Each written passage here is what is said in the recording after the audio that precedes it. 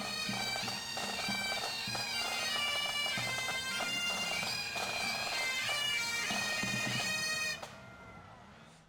everybody and welcome to another Scotch podcast.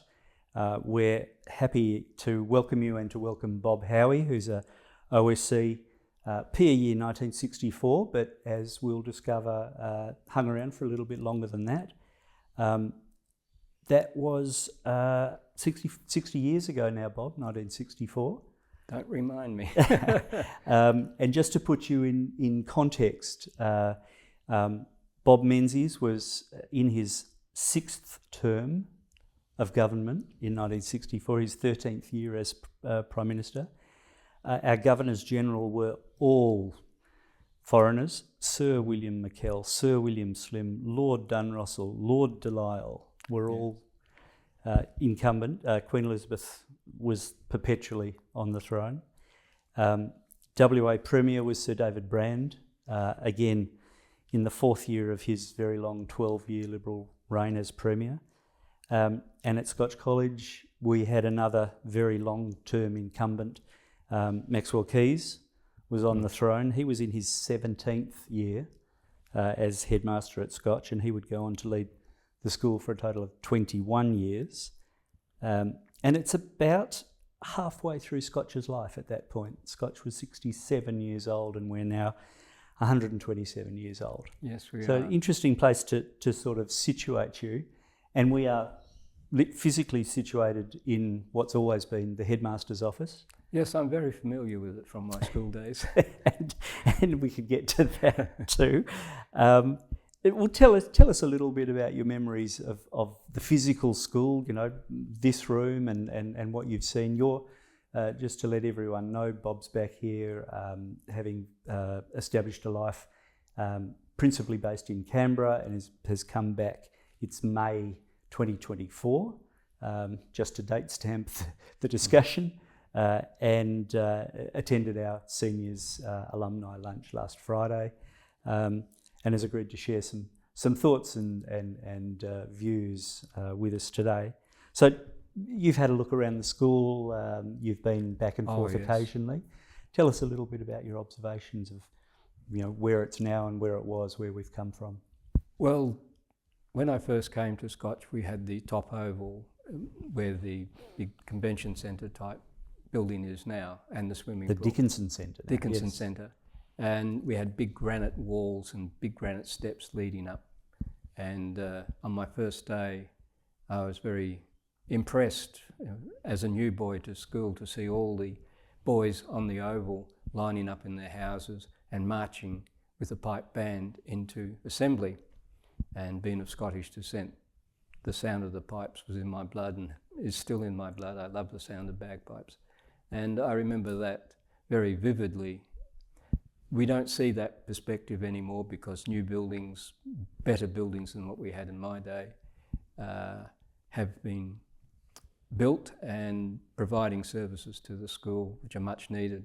And I'm a little disappointed in the sense that I liked the perspective that we got from the school looking out across the top oval, which reminds me of pictures of the school as it was originally built on the top of the hill, and the school song Scotch on the Hill. That sticks in my mind. Yeah, but which interestingly is not the school song now. No. But everybody thinks the current school song is the old school song. Well, I don't know what the new school song is. Exactly. But yeah, we sang that Scotch on the Hill, and it was that with St Louis across the road on their hill, and there wasn't a lot of building around, but you know, things change, and we needed the facilities, and we've got them, and they're fantastic. And we still march. And yes, there's still the march. I have been not quite so readily these days getting up early to come to assembly when I do come to Perth. So I generally miss assembly, but I'm here for the lunches. But I have been to the assemblies and seen the marching up and the rest of it. It's just fantastic. Wind back a little bit and just tell us how you and your family ended up here in Perth. And oh, right. Well, I was born in Scotland in a little town called Irvine in the Ayrshire west coast of Scotland, and my parents decided, You know, their generation, they grew up without having a lot of things going for them. Their parents had been through World War One, and my father was actually born during World War One. My mother was born after the flu epidemic. Then they had the troubles with the Great Depression, and then the warmongers again came 10 years later in World War Two. My father was the ambitious one, I think, not my mother, and they decided to emigrate to Australia. So they applied for and were granted assisted passage under the Commonwealth immigration scheme. So my father came out about late 1949. I arrived in 1950, around about February, I think. I remember the name of the ship. It was the SS Morton Bay. And our sponsor lived in North Perth, and we stayed with her for a week or two while we got our own accommodation. And I remember specifically she was only about one street away from the church, which my father was an elder of. That was St Margaret's Presbyterian Church in North Perth. So, you know, very dyed-in-the-wool Scottish Presbyterian parents decided to send they decided Bob to send Scotch College? To send me to Scotch College. There is a little funny story about how that came about. I was not expecting that when it happened, but it was a very interesting time. I was quite happy at North Perth Primary. That's where I went to school. I made a lot of friends there. My upbringing was pretty strict and stern, I think, in comparison to my colleagues, my other friends at school, but I didn't know what I didn't know, and I didn't know what their culture was, and they didn't know my culture. But North Perth Primary was a cosmopolitan school with people from various countries. Of course, after World War II, there's a lot of immigration, so you half expected that. But everybody got on well. And I was expected to go off with my friends, but it wasn't to be. I came to Scotch. My parents thought that was the best way for me, and I had some, shall we say, awkward incidents in school in the early years, but on reflection, it's the best years of my life at school. So we were talking before, to bring us to that moment where in your first day with all the other newbies, you're sitting up in the old Memorial Hall in the mezzanine, and down strides Darth Vader. Yes. Tell us about, Maxwell Keys and your impressions of him. Well, he was a very imposing man, and you must remember I was the smallest boy in my class, all the way through, of course. So they put us up in the mezzanine in the Memorial Hall, and the boys had marched in and sat down, and then by some signal they stood up, and the masters walked in with their gowns, and they walked up, and there was still a bit of a hubbub of noise, and then there was absolute silence, and you heard this clip-clop coming down the stairs, and this majestic figure strode towards the dais at the end of the hall with his gown flowing out behind him, with his grey hair or white hair, I think it was in those days. Very imposing figure. And wow, I'd never met or seen somebody like that. He actually, in some sense, reminded me of the Prime Minister, Mr. Menzies. He was a big statured man too. And then he talked to us, introduced us and welcomed us as the newbies to the school. It was very interesting, exciting for me, because I had no idea what Scotch was going to be like. I had no friends here at all. And I didn't come from the local catchment areas from Mount Lawley. I travelled by bus and train to get here, where a number of my classmates were riding to work to school just from Claremont or the Netherlands or Dalkeith or something like that. And teachers wore their academic gowns as a day-to-day thing, and yes, it was very much English public school atmosphere. Very, very much English public school. I do recall on maybe one or two occasions during the year they actually wore the top hat as well. Yes. But that may have been special visitors' occasions when they did. And when those did happen over the year and for subsequent years, I do specifically recall Dr. Keys' gown changed from the black one to almost a crimson one. So I think it was one of his academic qualifications, which he, certainly on speech night, he was in his full regalia, and he needed it because he was in full flight. And his interactions with you and with boys generally were very formal, very formal and very rare. You very rarely saw the headmaster in the school during normal school time. It was just assemblies or maybe on other occasions when he needed to speak to a master or so. But I had a little incident. Should I tell you about that? Yes, do. Well, in first year, all the boys had to were in the school choir, and Miss Wyndham was our music teacher. And of course I was selected to go into the school choir as well. It wasn't a choice. But when we came to school and we were sorted into our classes, I was amazed at the amount of activities there were. But debating clubs, chess clubs, sporting facilities, the rifle club. In future years we had the cadet corps, we had dancing, all these things I'd never even heard of. But I was an avid reader of books, and one of the things was a library monitor. So I became a library monitor, and I loved it in the library. So 2 days a week I was on a roster with some other boys. We went and cleaned up the library, put the books away, and I enjoyed that. But this particular time, Miss Wyndham, our music practice was on a Monday usually. She asked us to come back on the Tuesday for a special practice. So at the end of the Monday practice, I approached her and asked her if I could speak to her about the practice. And just as I was speaking to her, Dr. Keys arrived. So she excused me and I moved away and stood aside. And he spoke to her, and then he turned round to me and he said, what is it, boy? And I said, I was hoping to speak to Miss Wyndham, please. And he said, what's the matter? I said, well, Miss Wyndham wishes me to come to choir practice tomorrow afternoon, but I have duties as a library monitor tomorrow afternoon. I was asking if I could be excused.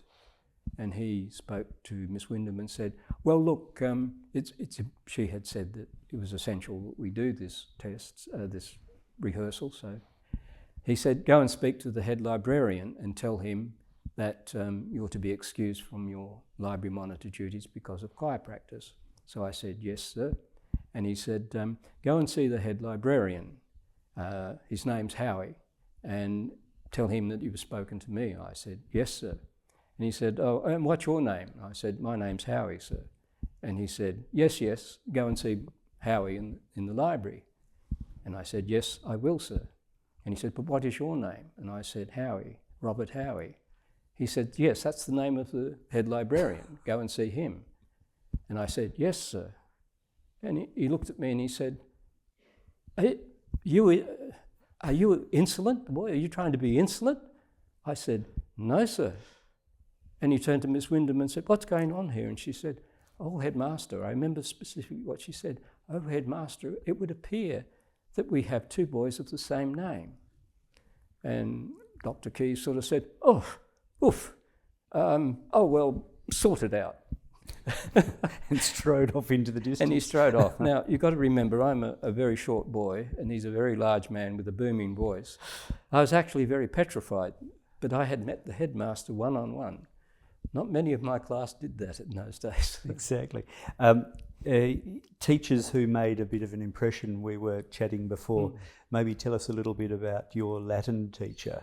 Oh. Latin still being an important subject for young men at Scotch College in that time.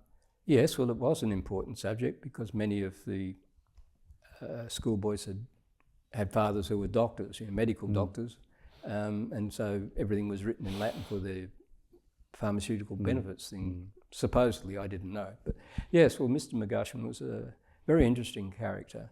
He had a very loud voice, bit of a booming voice, and he was large of stature. And he had a novel way of teaching boys Latin, where he would, if you messed up your declensions, he would come and assist you to remember. One of the earlier things he did was grab you by the sideburns and pull you out of your seat while you did your declension to ensure that you got it right.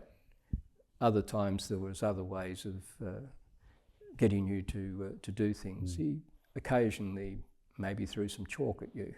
Other ways which have since been modernised and we don't do Well, these anymore. days there would be no way you could be taught subjects. And yet you exceeded in Latin, you excelled in Latin. Yes, I was very surprised. Yeah. I mean, I never thought about in primary school that you would learn a foreign language, and we had two. We had Latin and French. Right. And I took to Latin for some reason. I managed to get very high marks in my first year. And then, unfortunately, Mr. McGushan left at the end of first year, and we got a new Latin teacher in second year. And he was the exact opposite. A very nice man. I got on very well with him. He was one of my mentors in many ways. But my Latin marks dropped considerably for some reason. I don't know why, but my father decided I needed a tutor, so I ended up getting a tutor from the local church, but we had a bit of a problem because he was a Dutchman and I didn't understand his accent very much, so we were having difficulty training me. However, he was a very clever man, a very kindly man. He did this in his free time. He decided that perhaps the best way we could learn Latin was to speak in Latin. So it was very basic speech, but we managed to talk to each other, say hello, say goodbye, turn to page this and that. And he gave me as a project to translate the book of Luke from Latin into English. I didn't finish it in the period of time, but I made progress in it. Anyway, it worked because the following year I passed Latin in my junior certificate, thanks to him. And I must say thanks to my father who arranged it. Yes. It was a bit trying.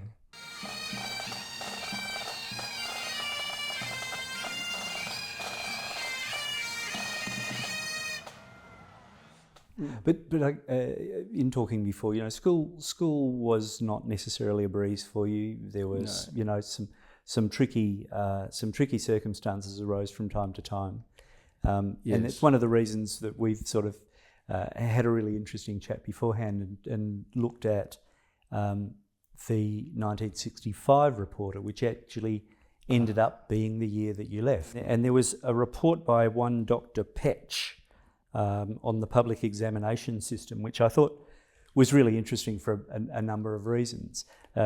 He had talked about, and it was a key point in the reporter, about how marvellous the outcomes were for the Scotch College boys and how high the level of, was it called matriculation? Yes. It was in that time?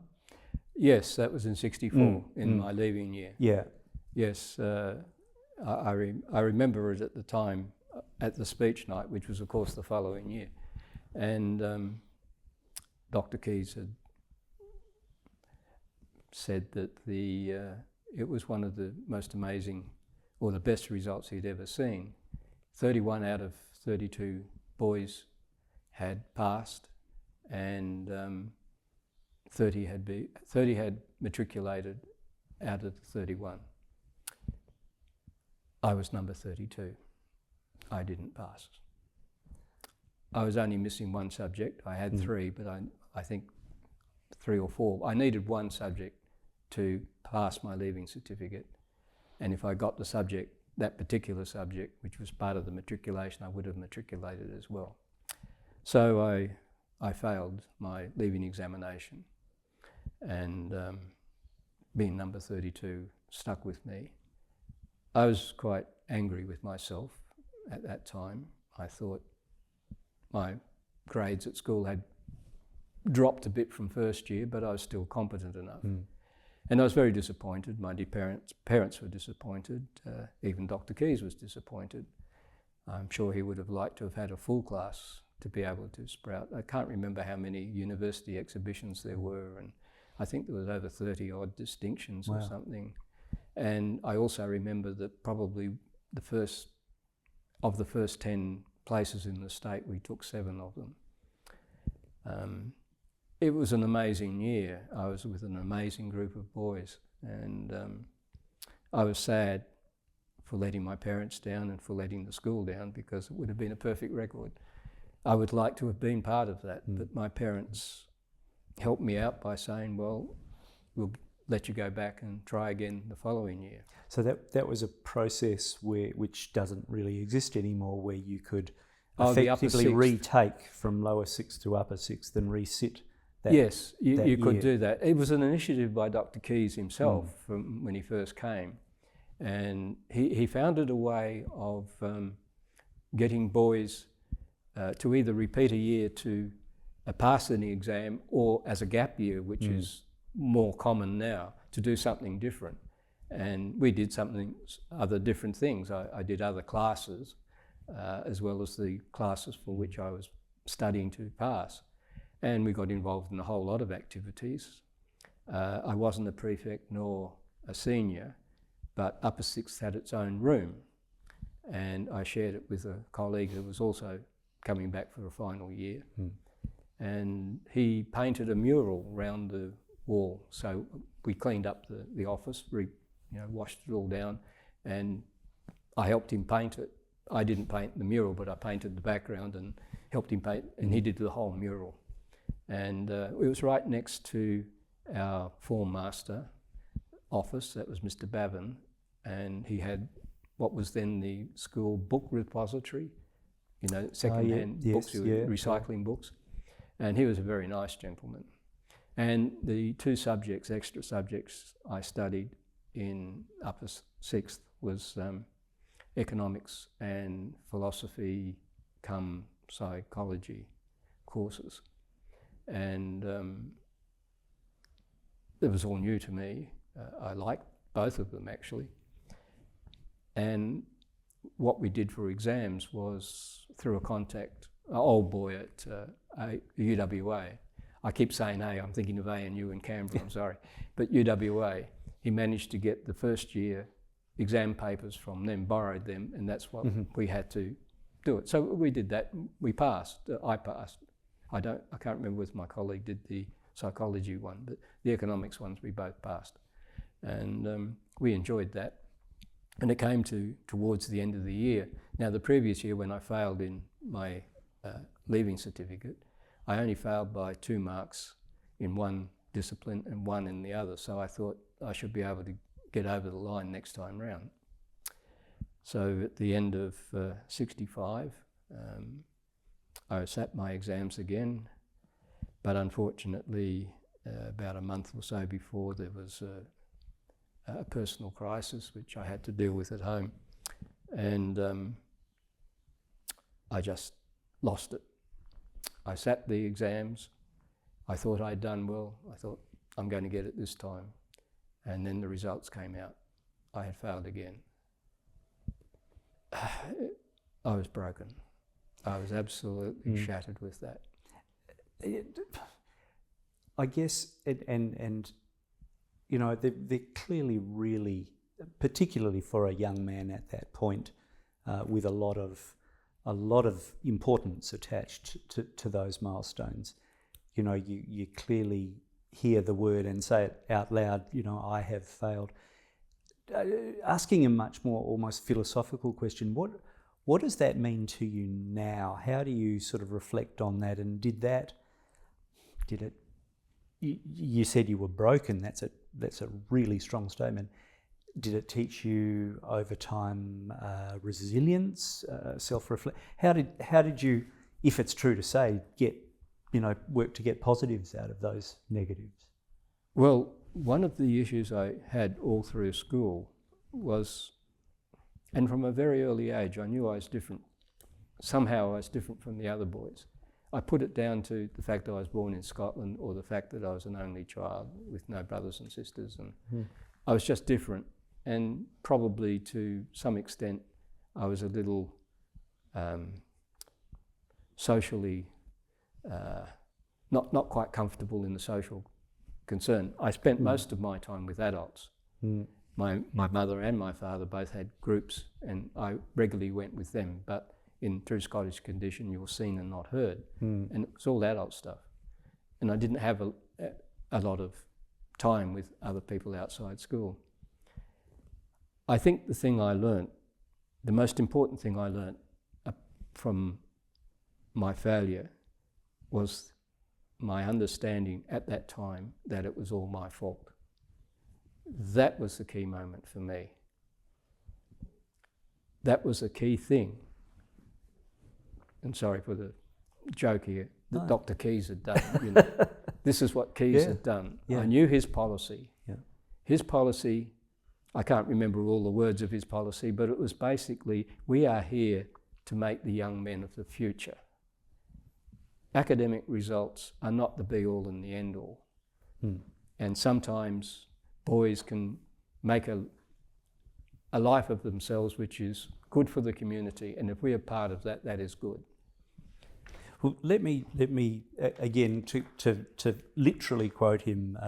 This was one of the things he wrote, and we talked about before, but it's still, you know, such a present theme in Scotch College from current headmaster and through the teaching and pedagogy.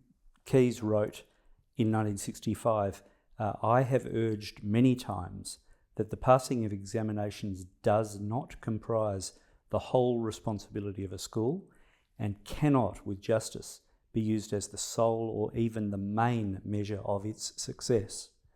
Right. I'm assuming they were quite modern views for the time, because, you know, even nowadays we spend a lot of time talking about academic tables and whose school did best in which particular curriculum, etc., etc. But it was, you know, hopefully, if it wasn't blindly evident at the time, it became evident to you subsequently that there was more to life.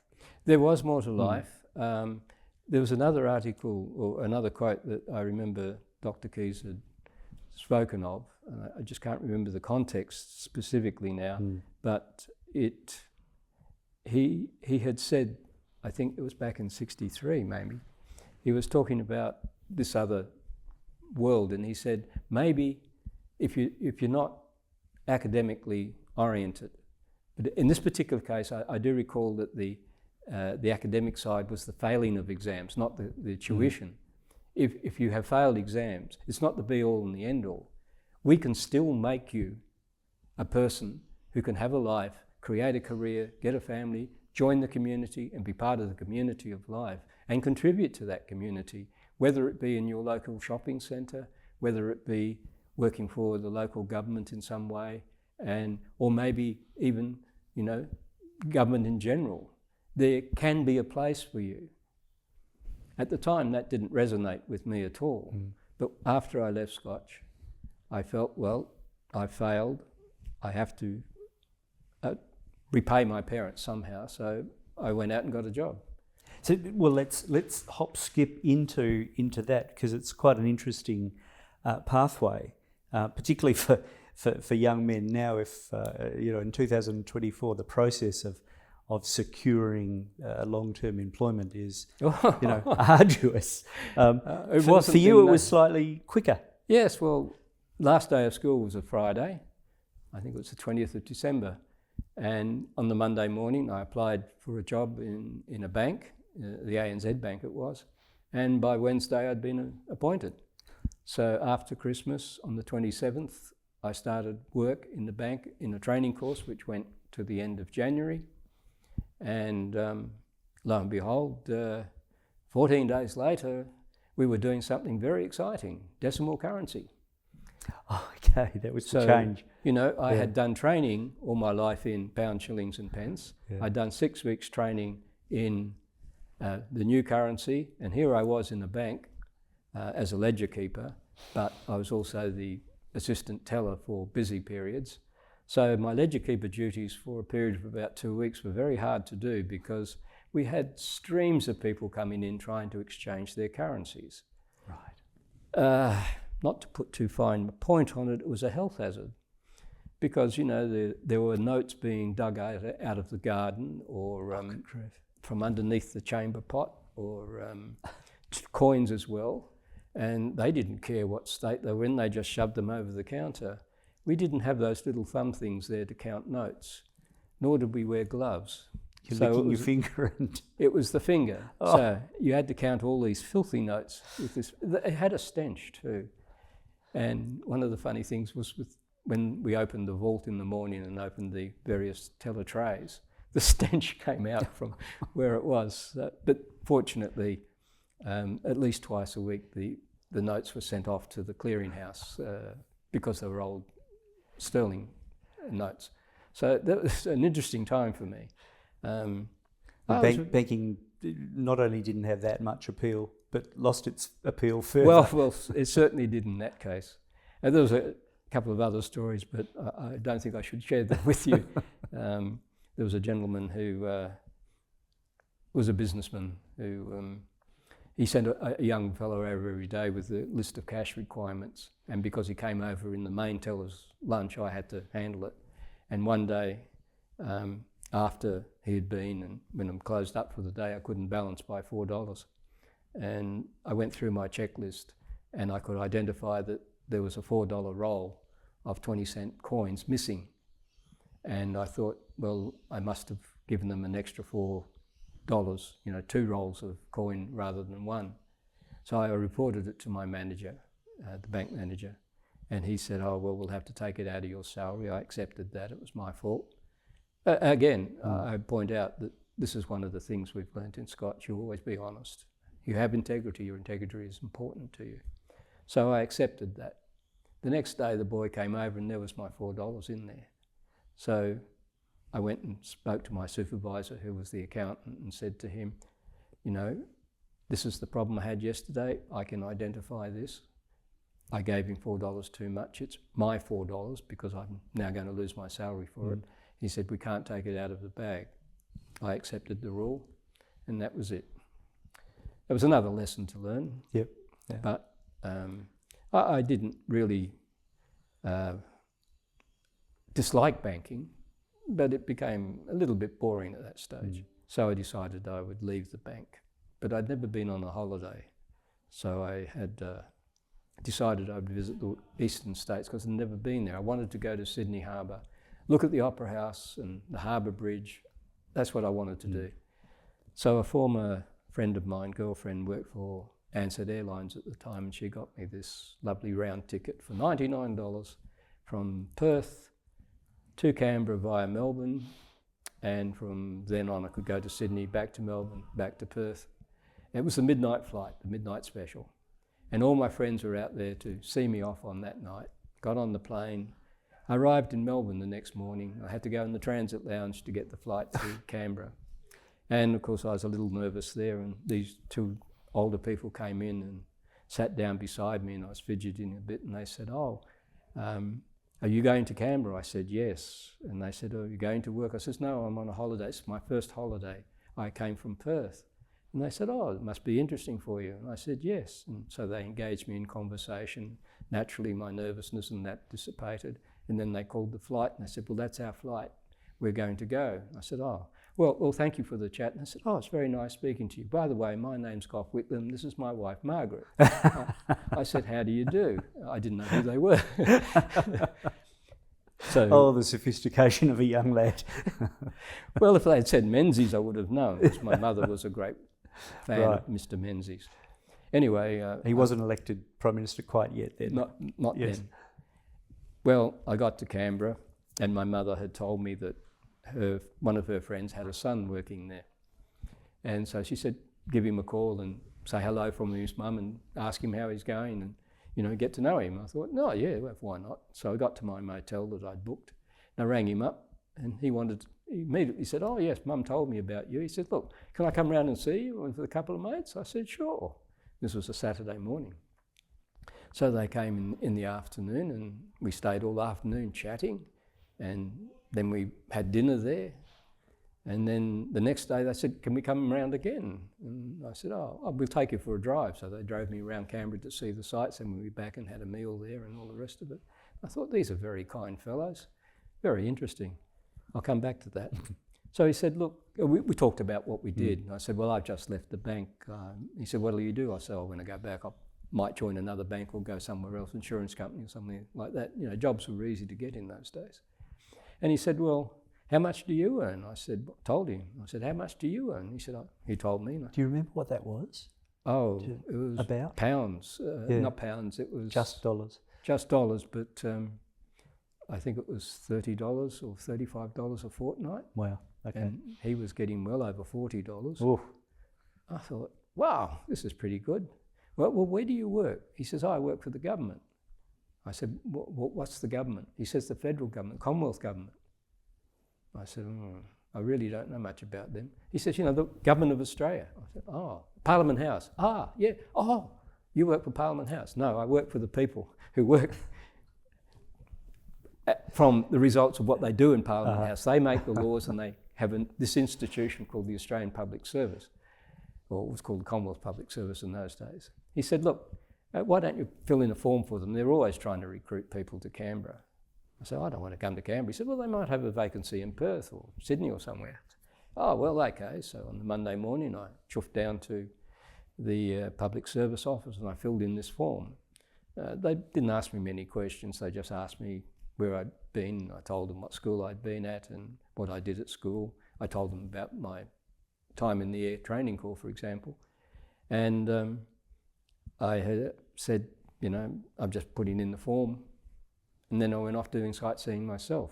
But to get to the point why the boys wanted to come and visit me at my place, I didn't realise that Canberra was dry on Saturday in the afternoon. Because none of us were over 21, we couldn't get into the pubs. But because I was a guest in the hotel, I had room service. Now, you may not believe this, but at that time, I had given up drinking well before I was allowed to legally drink. So it wasn't a bother to me, but they enjoyed the beer and whatever they wanted. So that's why the 2 days they spent with me was to have a few beers on the weekend. So anyway, I went off visiting Canberra and I went to the War Memorial, I went to Old Parliament House, and by the way, I had an office in there later in life when the new Parliament House was built. So I enjoyed my time in Canberra, looking at the sites, Lake Burley Griffin, it was wonderful in those days. And the area around Canberra was very nice. It's very bush. They called it the bush capital, and I liked it. It reminded me very much of Kings Park. Mm-hmm. My father's bowling club was in Kings Park, and I went every Saturday with him. And he played his bowls, and I walked around Kings Park and maybe went into town. So I liked it. But I went back to the motel on the Wednesday, I think it was, and the reception people were very agitated. Somebody had called me and was leaving messages sort of every 10 minutes. So I took the message and I was to ring somebody, this number, so I rang them. It's the Public Service Inspector's office, and saying, oh, Mr. Howie, thank God we've caught you. You're to report to the Department of Air tomorrow morning at 8:30, and we've arranged accommodation for you in a Commonwealth hostel.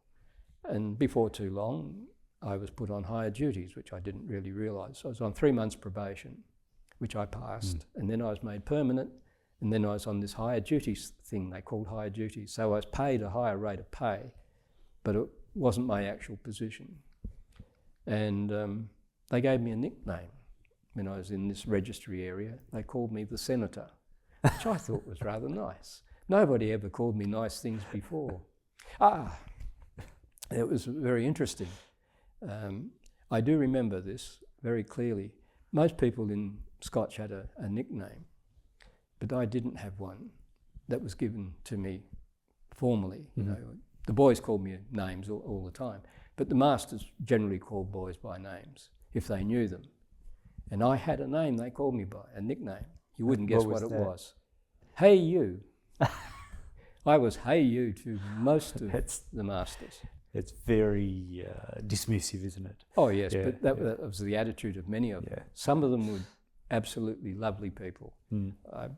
I don't think I should be naming names, but there were some masters there who really looked after you. And how did you? What was behind becoming the senator? Did you? That or? No, I don't know why they gave me that name, but I got the impression because my boss used to say, he knows so much. I was constantly talking about things, asking questions, right, which was something I hadn't done at Scotch. I was very quiet. But somehow here, I had my bank experience. I got into the workforce. I was making money. I travelled by myself for the first time.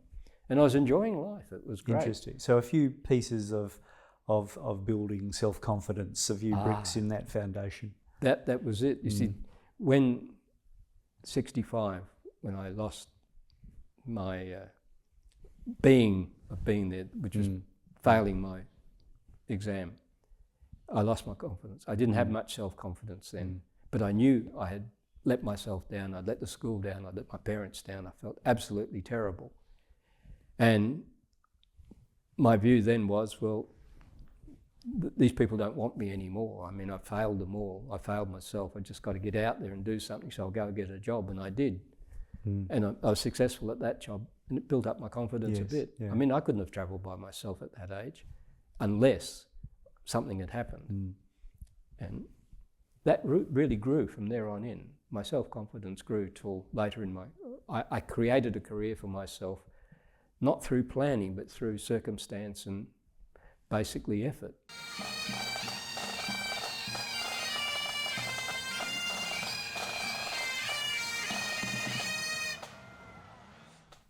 And if we, without going through every single of the progressions that you made, but you did make really rapid progression through various of the government departments, and often having to qualify for those pieces of progress through examination and qualification, and had always, you always performed well. Yes, I did. In that. I did. Yes. Based probably to a large extent on being able to be confident about how you were approaching that and getting the results that you wanted.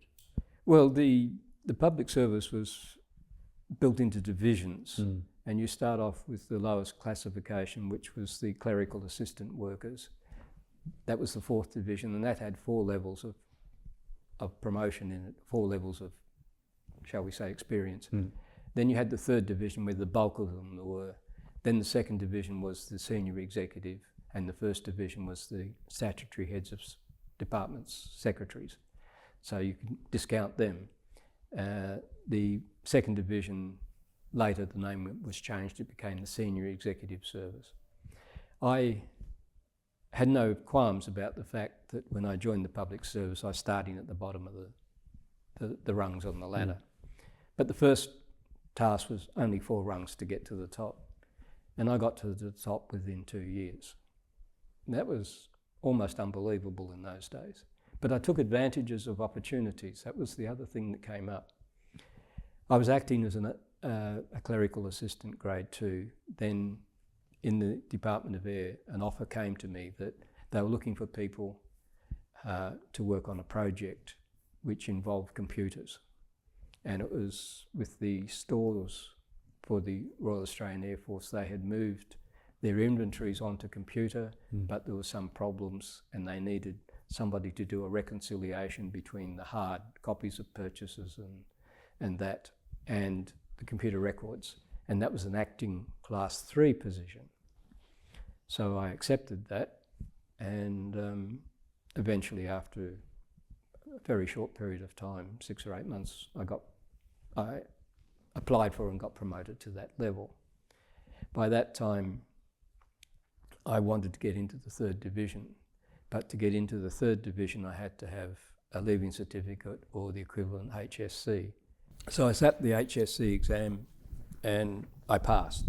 I was told by because it was only one exam, I didn't get a certificate. I just got the notification that I passed that, which was sufficient for the Public Service Board to accept then that I was eligible to join the 3rd division, which required leaving level.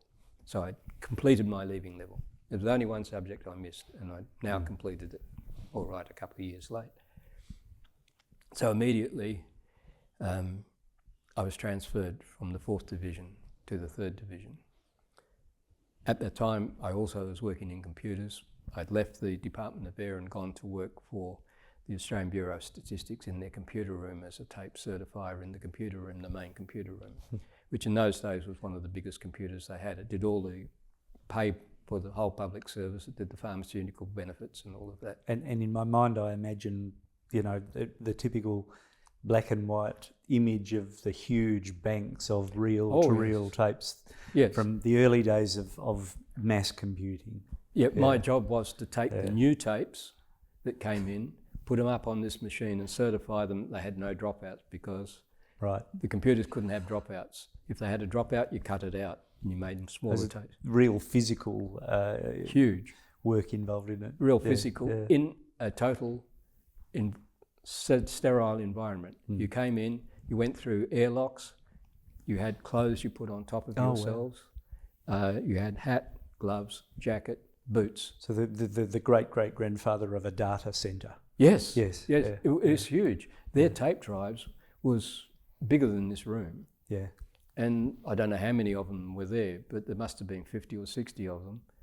And they were just introducing disc packs, which were big disc packs of 5 discs, which were in a holder, which you pressed a button and the doors opened, and the engineers only were allowed to put them in and gently close the doors. And they had a capacity, I remember the capacity of the computer very distinctly, 32 kilobytes of RAM and 32 kilobytes of memory. You have more on your wristwatch now. Absolutely. Absolutely. This was only a temporary measure because Yeah. I'd got engaged and we needed money to get a deposit for our house. Working shift work, I had a 15% loading. I hated shift work. I loved the midnight shift, but I didn't like the morning shift. Still don't like mornings. But that was interesting to me. Yeah. They only asked me 2 questions when I went to the interview. Do you know what a computer is? I said, it depends. Is it an analog computer or a digital computer? You got the job. Tick. Simple as that. The main thing, I did shift work. They sent a Commonwealth car for me on the morning shift. Commonwealth car would turn up at 5:30 in the morning. And there would be 3 of us in the car and we'd be taken to work. And at midnight, we were taken home by Commonwealth car. During the day, we had to take our own way there because we had a day shift. That wasn't a long period of time, but No. I got my goal. I got my leaving certificate qualification. I joined the Great Unwashed in the 3rd Division, and I was immediately put in the Department of whatever it was called, the Department of Interior, which was disbanded and became the ACT government in 1989 when they were. Oh, of course. Yeah. Anyway, then, because I'd been in the public service for a couple of years, I knew all about the Commonwealth Gazette and the promotions process. You could apply for any job in the Gazette, whether they took you on or not, didn't matter. There was a process where I had been to an interview when I was on shift work at the Department of the Senate. And I went in, and it wasn't the clerk of the Senate, it was a very important person. It was one of his assistants who said, well, we want you to read this page of Hansard. And I don't know what the bill was about, but I started reading, and it was something to do with the Guida River, which I pronounced Guida, and that was the end of the interview. I did explain that, oh, I'm sorry, but I'm West Australian, I don't know the geography of New South Wales. Fortunately, I got the state right. Anyway, I went outside, and my friend John said, oh, it didn't go well. I said, no. He said, oh, look, he said, I've heard a rumour that the Department of Foreign Affairs has got a new training program out and they're looking for recruits. Maybe you might want to contact them. Now, none of this had come out in the Government Gazette at that time. So I contacted the Department of Foreign Affairs and they said, yes, it was going to be gazetted. And then there was a notice. And I applied and I joined Foreign Affairs as part of a 1-year training course called the Consular Administrative Training Program, and we spent a lot of time in classroom situations going over how to do the work we had to do. There was a lot of manuals of instruction we had to learn about. Then we would break for a week or so, or a month maybe, and go out to a section where we did the actual work, and then we go back in and do classroom again, back out into the section. And that took a year. At the end of the year, we were expecting to be posted, and in that particular year, I was notified by staffing that I was going to be posted in the new year, sometime later the following year, to The Hague. This was just before Christmas. And so I told my wife, who were married by then, and she said, oh, that's nice, that's good. It's Europe, it's lovely. It's lovely. So we went off to Perth to see my parents, and just before I left, I got a phone call from staffing to say, and this is just before I left for Christmas, saying my posting had been cancelled. My posting to The Hague had been rescinded. My training officer had said, I require 3 months extra training. So going to Christmas with a big Christmas present, I'm going overseas, fell flat. I had to get back by the end of January. I got back at the end of January to be told I had to report to staffing. I went to staffing and they said, oh, thank God you're back. I said, well, I've just been on holidays. They said, oh, yes, you've been posted. I said, yes, I know, it's been cancelled. And they said, oh, has it? I said, yes. They said, where were you posted to? I said, The Hague. Oh, that's last year. You've been reposted. I said, where am I going now? And they said, Bangladesh.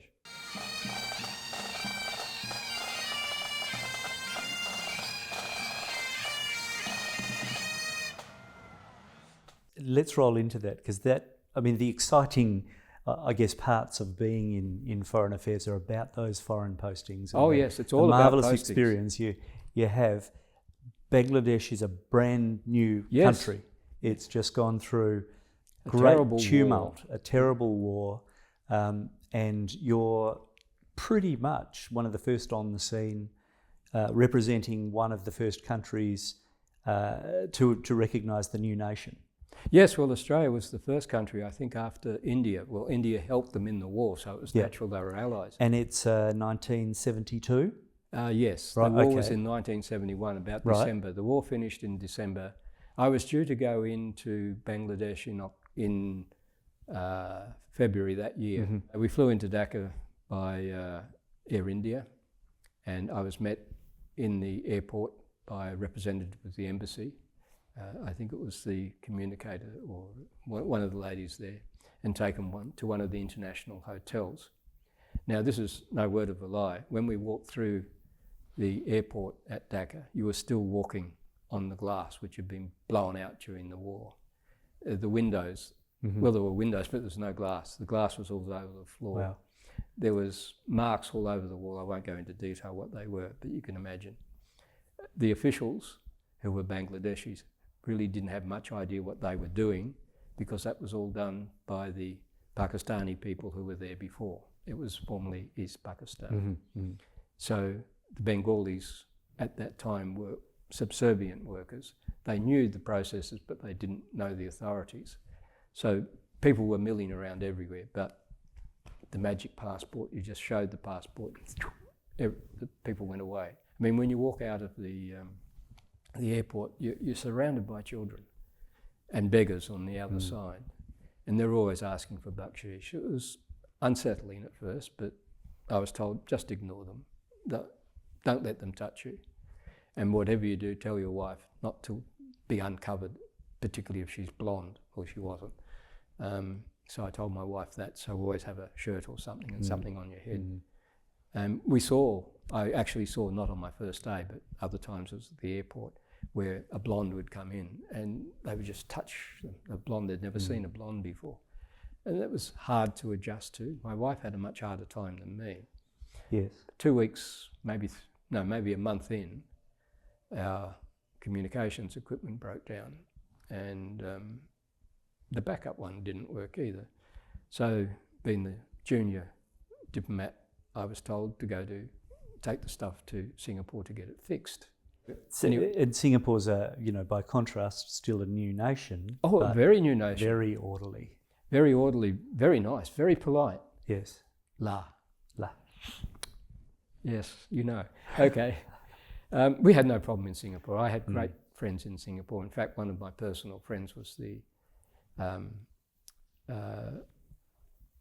manager of Qantas Airways, the local manager of Qantas Airways. There was an Australian representative in charge of all, but he covered Singapore, Malaysia and other places. But the fellow that ran the office turned out in Singapore to be my friend. So in between, it's overseas Australia, overseas Australia. Oh yes. So you've lobbed back home, and then you've lobbed next into Singapore as an actual formal posting. Yes, it was very surprising. Yeah. Dhaka was not a good posting for me. Many things went wrong. A lot of it the department's problem, and I managed to get a house, and it was outside the diplomatic compound. And I must tell you this anecdote because it's relevant to other things. And the house I'd got was built by a Bengali engineer who had been on the Colombo plan. And when I got to the house, because everything in Bangladesh was British, 3-pin plugs, 2-pin plugs, but he had rewired it with Australian plugs, so all our equipment went straight in. Fitted. That was really good. Anyway, we were very happy with that house, but before we went, there was an incident in Bangladesh. I was outside the diplomatic compound, which was unhelpful because there was still a lot of unrest. There were still shootings in the streets and all sorts of things. And they had these riots in Bangladesh, which they called hartals. Mm-hmm. And that was a riot come demonstration. And one day I got a call from the ambassador to report to the ambassador or the High Commissioner's residence because we couldn't get into town. The main road had been shut between the airport and town. Our office was on the top floor of a hotel, Pabani Hotel, and the whole wing was the Australian High Commission. We couldn't get in there, it was in the centre of the city. And he called me over and said he had received advice from the British High Commissioner that some British High Commission staff were stranded at the airport, and would I go over and pick them up and bring them to his place because they didn't know how long the hartal was going to last. And so I did. So I went over and I picked up this family of, husband, wife and a couple of kiddies and took them back to the High Commissioner's residence. And I didn't have a car, but the ambassador said use my car. So I had the official driver driving me, so I didn't have to drive. But when I was coming back, I noticed that there was an increase in the people rioting. So I came back only to be told there's more people there. So he said, there'll probably be more after that. So do you mind doing these runs? It's building. Yeah. Go and pick up the people from the airport. Yeah. So I was getting a bit worried about this. And when we got to the airport, we were told we couldn't go any further. And they had lots of police there, but they pulled the army out. Mm. And the road I wanted to go down to get back to the High Commissioner's residence, there was a tank there pointing at me. Well, I didn't think I was going to win with a tank. So I was stuck at the airport with these people. There was possibility I could get to my place, but that road was also blocked. But there was another route.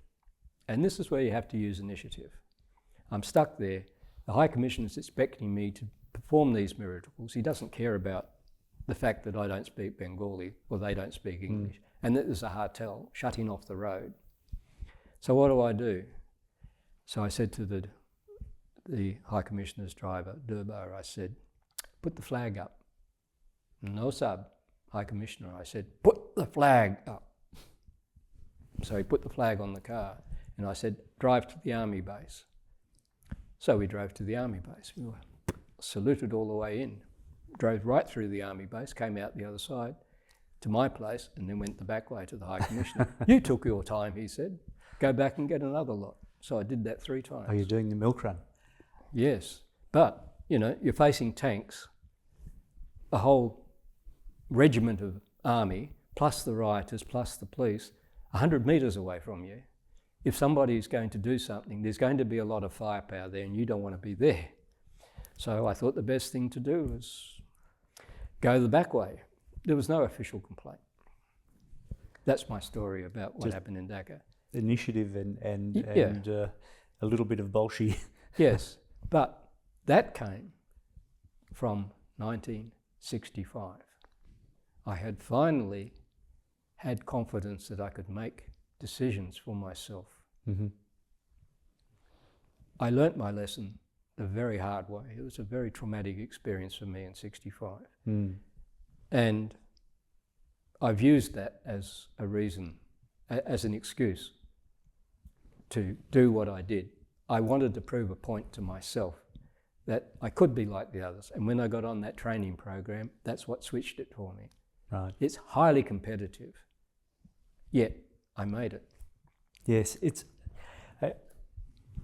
super interesting hearing you talk about that, and this is not about me, but when I mentioned before, we spent time in Jakarta years back, and it was during the Asian crisis. Yes, I know. I'm That was incredibly familiar with driving around a city with tanks on the street and being evacuated under armed guard and driving past police with AK-47s. Oh yes, yeah. It's a really educative experience, and you do realise that in the end, it's you and your driver making on-the-spot decisions with almost no real intelligence about what's around the next corner. You have to make the right decision, and it comes back to what I mentioned to you earlier, this instinct thing that I learned about here. I wasn't taught it, but the feelings I had here showed me to trust my instincts, the inner self. Let's say thank you, and great to see you here in Perthside, and we'll see you next time you're across. Well, may I say one more thing? Go ahead. I have had words with Gary, and hopefully I'll end up here. But this is my epitaph, and I have a quote from the only poem I ever understood, and I only quote the end of it. 2 paths diverged in the wood, and I chose the one less travelled by. Less travelled by, and that has made all the difference. That's my epitaph. Perfect. Robert Frost, thank you. Well you done. know the poet. Thank you. Lovely, Bob, lovely. That was great. Yeah, it was great.